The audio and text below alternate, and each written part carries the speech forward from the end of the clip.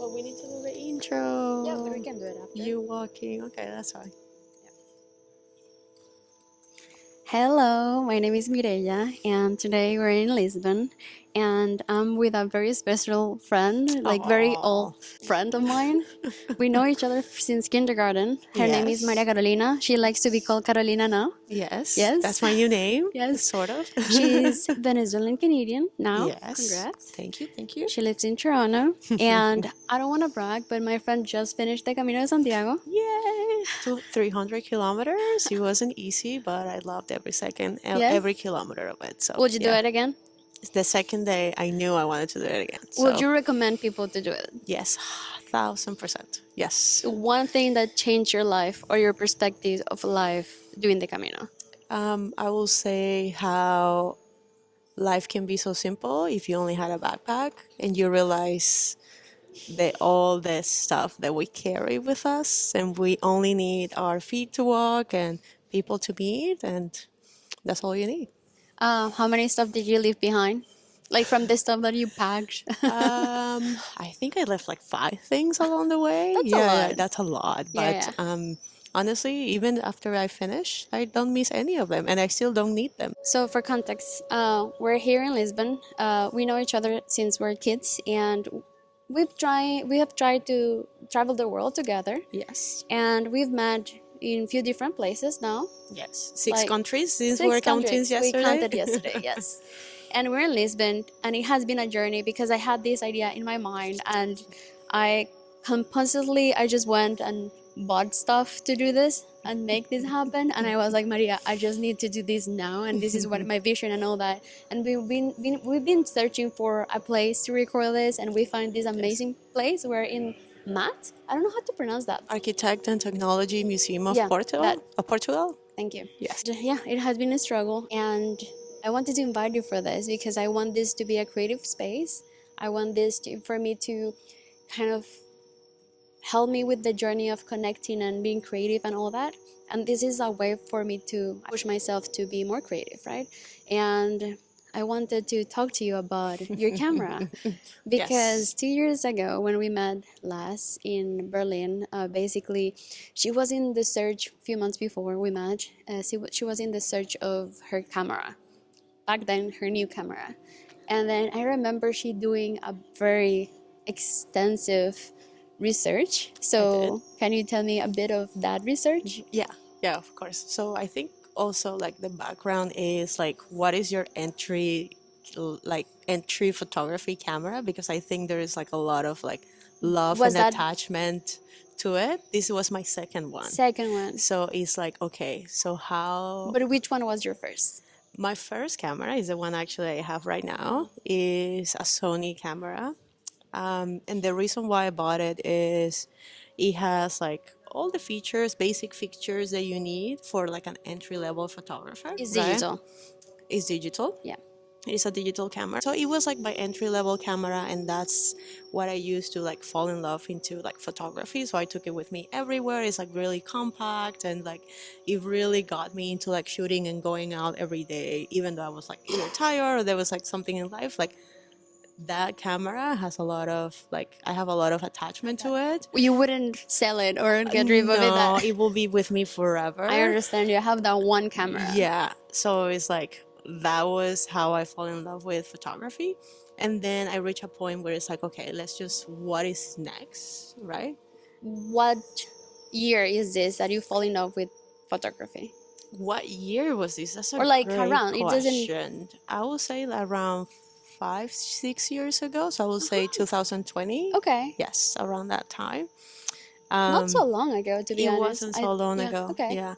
But I think it's also like, once you're in a place, once you look back into like the things that you have done in the past, it makes sense that I gravitated towards photography, because even with like your phone, before you actually get a camera, you kind of like take pictures of everything and start like creating content, and then just it feels very easy to gravitate towards photography. Do you remember what made you get into it? Like there was one thing that was like, oh, maybe I should explore this, or like it just happened? So I think it was like a couple of things. So one is like, it was like I started creating content for work because I was Uh-huh. in marketing, right? So like all the social media stuff, etc. But I think at the same time, and you probably know this story, is that in our small town where we grew up, we have We're on from Ciudad Bolivar in Venezuela. for the Very, world. it's called Ciudad Bolivar, but it's a town. Yes, So, yes, exactly. So in this town, we only have one museum that, if we had to go on an excursion for school, that was the only option that we had. And so, and we still went after university because we right, really we had some kind of connection with it. right. But I always fell in love of Jesus Soto, which is the artist of this museum, because his work is not static. And I always try to find, like, I find like photography gives that to me. Like, you can see the pass of time with photography when you know like that style. And so that's like, I knew that that is something that I always wanted to explore. And so doing the work with creating content give me allow me a place to have like all the technical things, which is like, okay, how, what is ISO, or what is like all these things, and then allow me in my free time to explore like my creativity and how can I fall in love with photography. So I yeah. want to pause you for a second because I have a few comments about these fun Sure. facts, as I would like to say. First of all, we like this museum so much that at certain point in our life, we were thinking about getting a tattoo from this Yes. specific artist, and I think overall, we'll like you still want to do. Probably I will still do it. Yeah, I will still do it for Yeah. sure. But like we were struggling finding the one piece that we wanted. Yes. Yeah. Also, we were just talking about this artist, Jesus Soto, and you wanted to kind of do something for your house to Yes. have like a replica Yeah. at home. So, and I was like, I need to do the same. So, like, we are like very attached to this, and I hear you. And it's so interesting how art at the end of the day could be different for everyone. For me, Yeah. I like to capture photography. For me, is like capturing a moment, and I would like to present the essence of that specific moment through the camera. Right. So like everyone has a different kind of way of approaching photography, and I Right. love that. And Right. it might be different for everyone else. But then let's get back to your second camera. Okay. Which camera is it? So after that entry level camera, I moved towards X1D Hasselblad. Um, and that was a very extensive research in order for me to get into, Month of research. I will say more than a month. Okay. I will say months in plural. I Yes. remember that from like we will randomly, very randomly have FaceTime calls, and then we will always get to a point like, yes, I'm searching about this camera, and you will like elaborate a lot of it, and I Yeah. was like, I will be into it because like you will tell me so many facts there. Did you have another option? Um, So I like the easiest option for me was to just continue with Sony because it's something that I already knew. But I think based on the research that I did, Big brand. it was research as well as there was an opportunity. So I found this like my local shop in Toronto. They were selling a used Hasselblad for like, I don't know, 20% of the price, which is very rare. And so I already done the research and I'm like, I'm going for it. And yeah, it was just like preparation meets opportunity sort of a situation. And I went for it. And I absolutely love the What? camera. Let's go back to the point that you were searching for the camera. It's your second camera, but what were your key points that you were looking to have? Do you remember that? Yes, I think for me it was I will say two major key points, which is like I use my camera so much, and because it's an entry level camera, I reach a point where I can see like the texture of the camera. Like it wasn't like good enough for me anymore. It was like the output. I'm like, is this can like the color palette can be Uh better. huh. Like I was like, it was like the technical things weren't enough anymore. And so I was looking for something that will give me richer colors. And when you think about a higher level camera, it's like what is the color science that is behind it. So for example, for the film, every film has a different color science.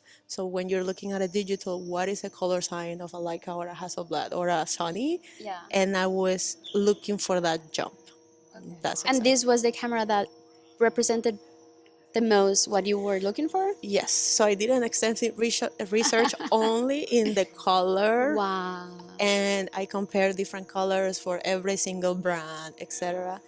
And that was one of the points. And the second one, which is very important, and I use it a lot, is that the Hasselblad is a full frame. It's a medium format camera. Sorry, Okay. which means that you can crop in very very small, and it still have the sharpest Very color, and it's just it allows you to play around way way more with any picture that you take. And so that is also like such an advantage to have, because in a smaller frame camera, what you take is what it is. it's not gonna work the It's not same. gonna work. So you can zoom in like even 10x, and it's Great. as sharp as any.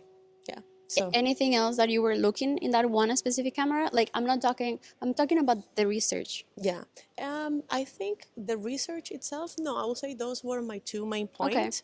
But then when I started using it, I noticed something else, which is maybe So we can take that maybe later. maybe I want to say that when we met in Berlin, Yeah. that was when you brought it for this trip. I don't know if you bought it just a few weeks before. I remember that you had this curve of learning how to use it. I remember you struggling, I quote was. unquote, Yes. because it was a very different camera to the one that you brought. Yeah. Yeah. So like how was the curve of Yes. learning of Yes. this So camera? that will say like after the purchase, that was a learning curve. And so I think when you start with a digital camera like a Sony or like a Canon and so on, I think it's very easy to get away with like just like shooting randomly Yeah. and not I'm a taking. professional photographer. Yeah, exactly. And so not taking the time to really like frame and think about like like all of this, that I think you become more thoughtful when you're shooting in film, Yeah, a because hundred because percent. every frame matters. But when you have a digital, it's like just go, That's start shooting. exactly, just for the record, that's one of the reasons why, in general, I prefer film, because one of my first cameras were, I have few cameras that were digital. That's another topic. But then, like I could take of one spot, I could take like 300 pictures. Yep. And then you're like, oh, I'm bored to check all of this. Like, Yeah. and then, I don't know, do you edit your photos? Yes. Okay. I'll try not to, and that's something I'll learn along the way. But for me, a good picture is the one that you don't need to do anything with it. Same. Yeah. That's why also Yeah. photography, film Yeah. photography for me is like. Yeah. But going back, so It they're was a learning. learning curve. Okay. Yes. And so the reason why I came from let's just shoot like a bunch of stuff and let's just edit later, to a camera that you needed to take your time, because it's a manual lens, like you need to really take the time. Something that I remember is like you will be walking and then you were like, oh, I need to take this picture, but then you will take a picture, but then that was not the right one, Yeah. and you're like, no, and then took Yeah. the time to reset Yeah. the camera or whatever. Yep. Yep. And then I think that that was like one you were like, I don't know if disappointed by Yeah. it, Yeah. but like it was definitely one key point. It was like a frustration at the beginning, but I think it's very normal when you're getting into anything 100%. new. That is like is a learning curve phase, right? And so it was a little bit frustrating. And I think as you mentioned, I bought that camera probably a month before the trip, so it was the moment that I was Brand learning, new camera. right? But now, even now, after buying that camera, right?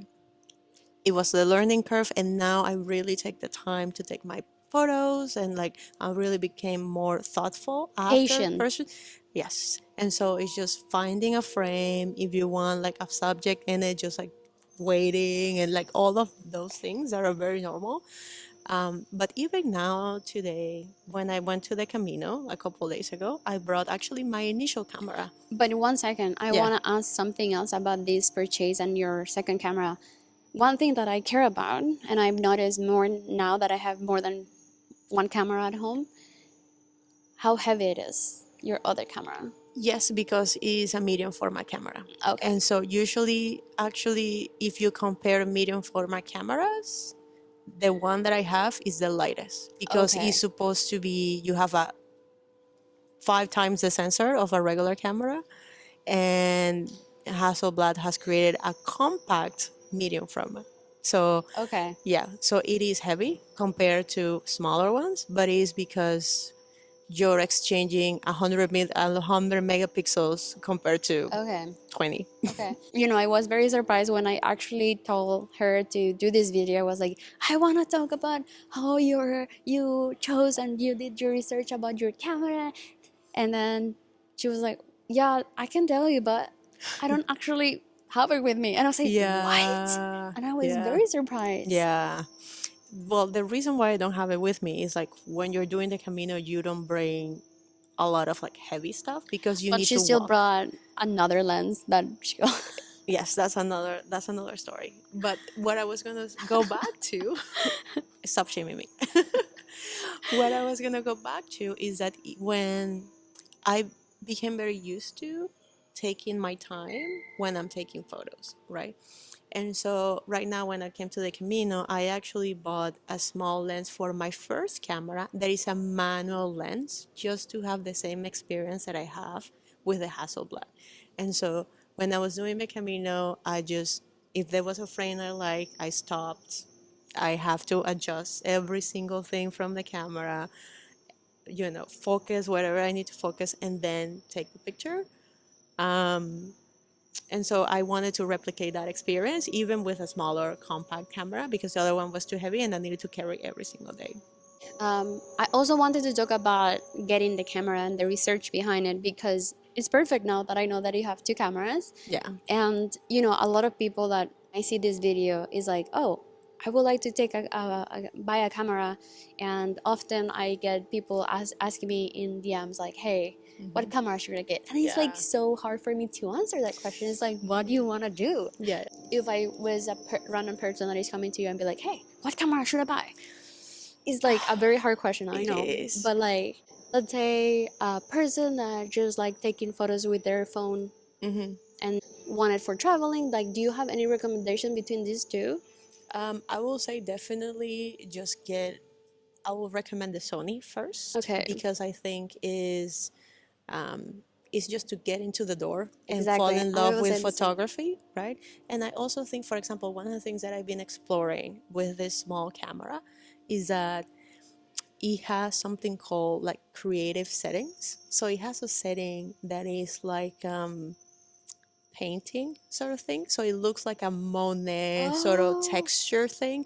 And I've been like exploring into that because it creates like dimension into every single photo. And so these digital cameras will allow you not just to take pictures, but also to explore your creativity as a whole because it has black and white settings, like right. different types of settings. And so it's very multifunctional, let's put it I that get way. it.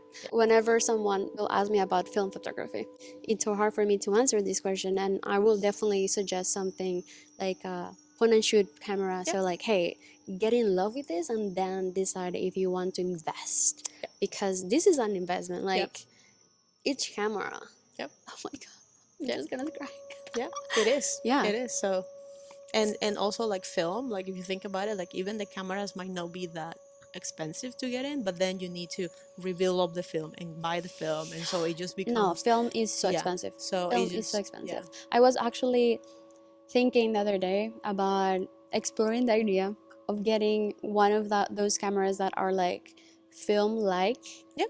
you know, and I've been trying to research and I would love to get one just like to see how it feels because Yep. at the end of the day, one of the things that I like the most about film is just like you being like super aware of your surroundings and being like, I want to take this one picture because if I take more than two, Yep. that's gonna be expensive. I wanted to ask you, Hmm. you've been taking pictures during the Camino. Yes. Do you have one favorite of all those pictures Of the Camino of the specifically, Camino? You haven't shown me so many I pictures. That's haven't what I'm show asking. you. So I have to say, looking back, is probably one of the first pictures that I took after leaving the cathedral. So when you leave the cathedral, you have to walk down the stairs because you're uphill. And as I was walking, the streets were like super small. And then there was a lookout, and then there was this like very old buildings with, I think it doesn't get more Portugal than this, which is like you have a pink building, a blue building, and a yellow building, if I remember correctly. And then some of the clothes hanging, in the windows outside. I will say those are that one. And then the second one will be, if I can give you a second Of one, course. We need is content. I will give you one is like the second day as the sun was rising. I was walking, it's like this along the coast of Portugal, and there is this like movement of the waves and the water as the sunrise was coming out. Um, I so far I think I really love that picture. Okay, okay. Yeah. The two photos that you talked Uh-huh. about, I've noticed that Yeah. they're landscape. Yeah. So is that what you prefer, or? Yes, so I think my preference it will be landscapes, but Uh-huh. then I also I'm obsessed with like repetition and geometry. And I think this goes back to the museum that we talked earlier Yes. because it's about like squares and triangles and You're repetition and trying all of to that. find patterns Yes. Yeah. in Yeah. the scenes, Yes. basically. Yes. Okay. So that's like my style and what I like, and then just adding that to with also movement as well, just to like have that feeling of time. I've noticed that you've also like kind of do like street photography in a way, kind of Yeah. like Yeah. far away there's this silhouette of a person and then Yeah. check, I want to take that. You're not wrong. Yeah. Sometimes I go like on the streets. For example, there is one photo, and maybe I can share it with you later, which is I was in this like fair in Toronto that happens every year, and I love this photo, which is like these two guys talking, but in the background you have all these balloons with a bunch of puff of colors and like stuffed animals hanging, and it's just like I find the contrast of like a silhouette of a person and then just the pop of color coming to your face I love that. I love yeah, that. it's great. Um, the other thing is like I know because I know you for since forever. That you take a lot of photos, I do. like in your daily basis, Yeah, right? yeah. And you're very connected to, since you started exploring photography, you're very connected to where it's like, oh, I need to capture this moment and all that, but you don't share it so much. Yes, I do. You're Yeah. like, I remember that you were, and I think it happens to all of us. Like you have to have a process in order to, or effort to post those pictures and all that. Yeah. Would you like to get back to that, or you're not? Yeah, I think right now the main reason why I don't share as much is that I think I'm trying to find a style and a specific That's like my so hard. brand. So I don't want to commit to anything that I don't love. And so what I do is like in my house on my TV, the screensaver is I edit all my pictures and I have it there. And it's like my daily album that I can see is like I fell in love with my photos and try to find what my brand is. But I'm still searching for it. I hear you. That because, by the way, I am very into getting to be more creative and connected with my creativity. We had a beautiful conversation yesterday about this, and I was like telling you about The Artist's Way. That is a great book, by the way. I most likely a bunch of people here will know about this, and I am gonna get it for her, so she's like Yeah. getting to it. But I hear you, like like maybe you're just going through this path of connecting with your art and connecting with your creativity, self knowledge, and all this. But Yeah. like, if I have to ask you today, what's your style? What's my style? Oh, you're I gonna put me know. on the spot right now. I know. Honestly, I think it's about color and movement. I will say those are the two key things. Like I love how the blue and the yellow goes We've talked together. about this, yes. And I don't know how you don't really need to have a specific shape or something to know what it is. And I don't know. It's just I don't think that will be my response. I don't know. It's okay. Yeah.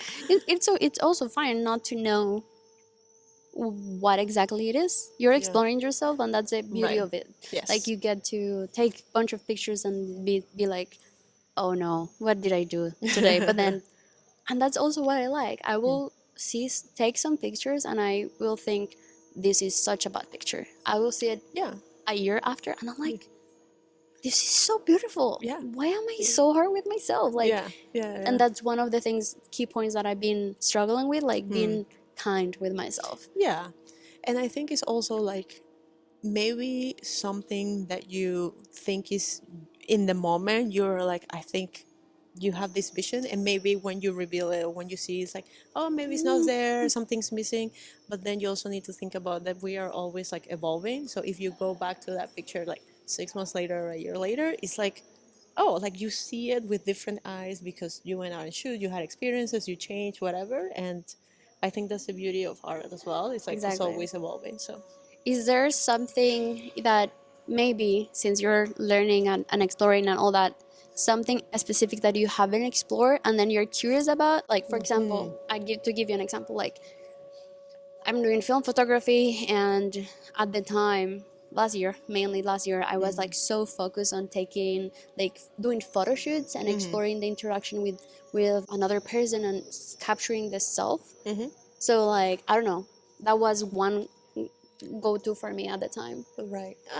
I think for me, something that I've been thinking lately is because I like the movement in my photos, is just getting those attachment to take some long exposure pictures during the day. That's so hard. I know it's hard, but I like that is I know it's a technique specifically It's a that I actually want to explore because that's something that I enjoy and I really like. So that is something probably that will be like my next project okay, going okay. forward. Yeah. Whenever you go and explore like these things or topics that you want to check, do you kind of do a sequence, like, or like 10 photos of this, or like, or you just randomly decide, oh, maybe this is a great moment to take this type of photo? I think yeah, I think it's just like getting or defining or deciding that that is like a style that I want to explore.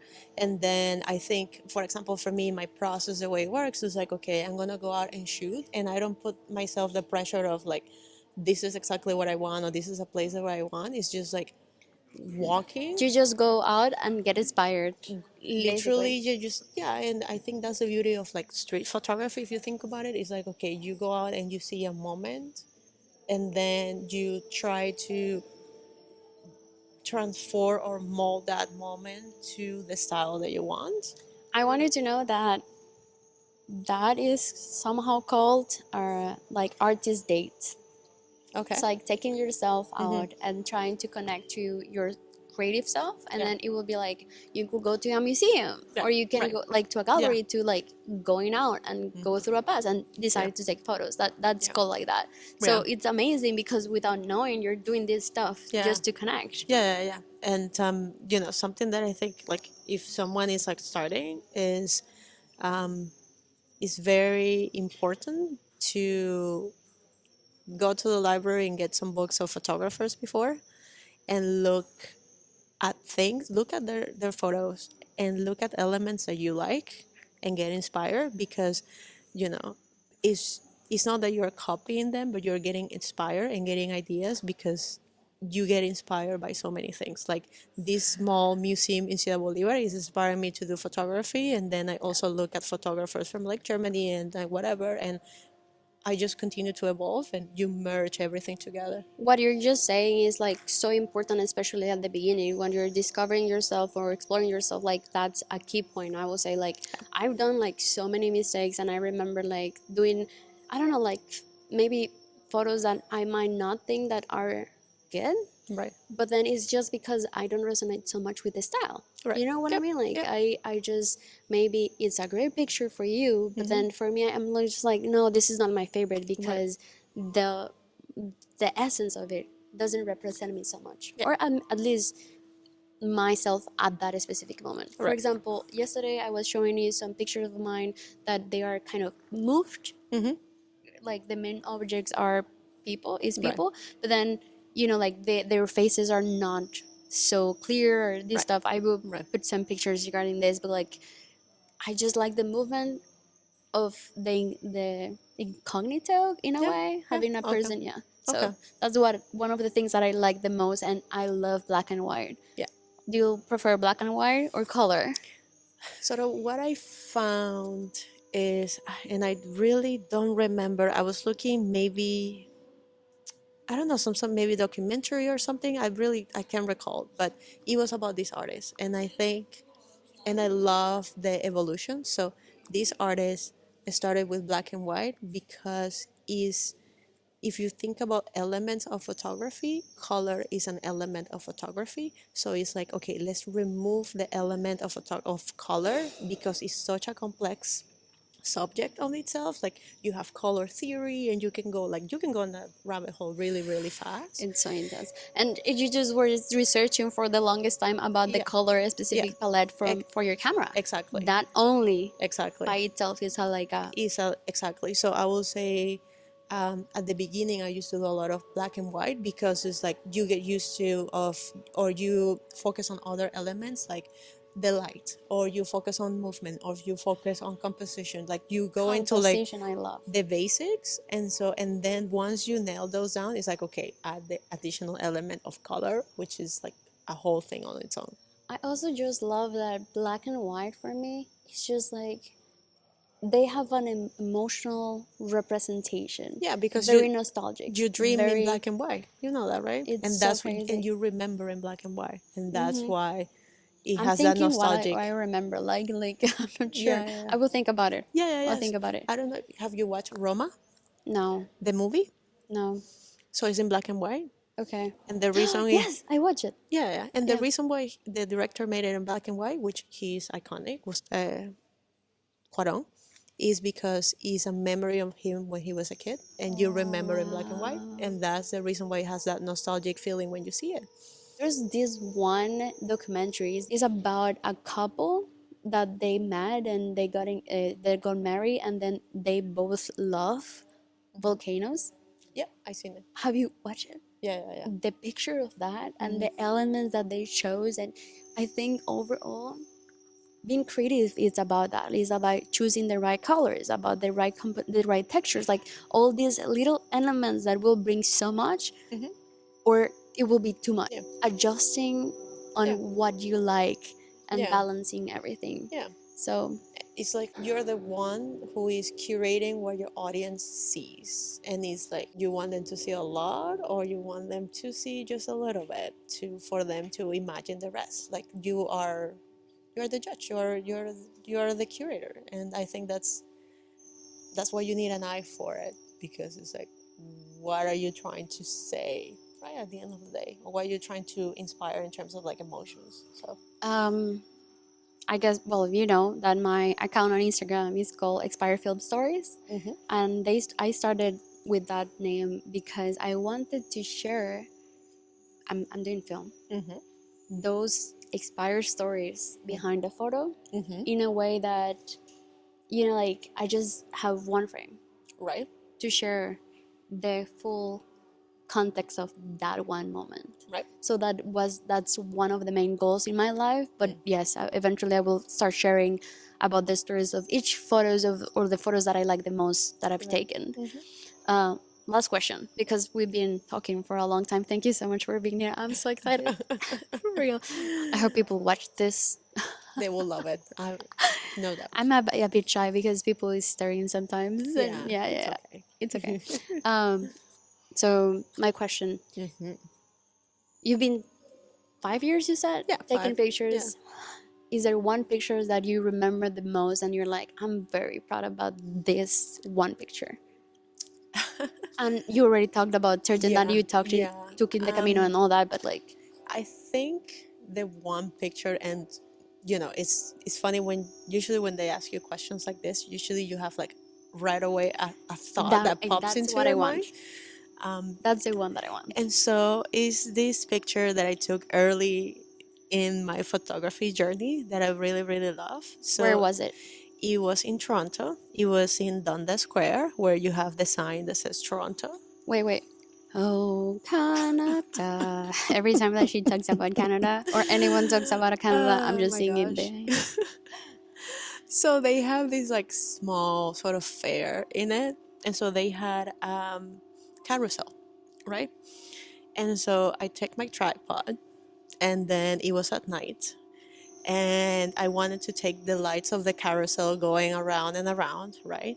And so, but I was very lucky because when I was taking the photo, there was these two girls standing very still in front of the carousel, as well as they had their dog. And the three of them are like, they seem very still. Even the dog is like, look, it's like if they were looking at the lights as I was looking at the on the photo as well. And you can see the lights have this beautiful like sort of purple blue color, and at the end it looks almost like a spaceship going like landing or going out. And I loved it right away. Aliens. Yeah, exactly. Come here, we're waiting for you guys. I want to meet you. Do you believe in aliens? Of course. Yes. It will be We very it, sad if we're alone. I was just gonna Honestly, like that's kind of boring. Yeah. yes, I agree. I wanna do something. Yeah. So you have your camera with you.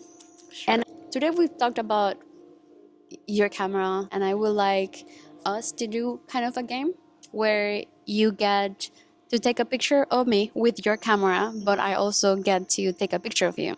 The only thing is that I know like you like more landscape, but I would like to have one portrait of us. Like you take one and I take one. Of course. And if you want, it could be an extra thing. You can take one with your current style because Yeah. we've talked about that too. Yeah, for sure. Yeah. So let's do it. Let's do it. Cool. I don't know if we're gonna record this, but maybe it will be another video, and yeah, I will show the pictures there or here. Yeah. We'll decide about this. So thank you very much. Is there anything that you wanna close with? I will say that when you're starting anything new, just be patient and be kind to yourself. And it is a process, but it is a process that will make you fall in love, not just with your art, but with yourself. It will make yourself alive and bring that fire inside of you. So Yeah. I agree. So thank you very much. Anytime. You're my first.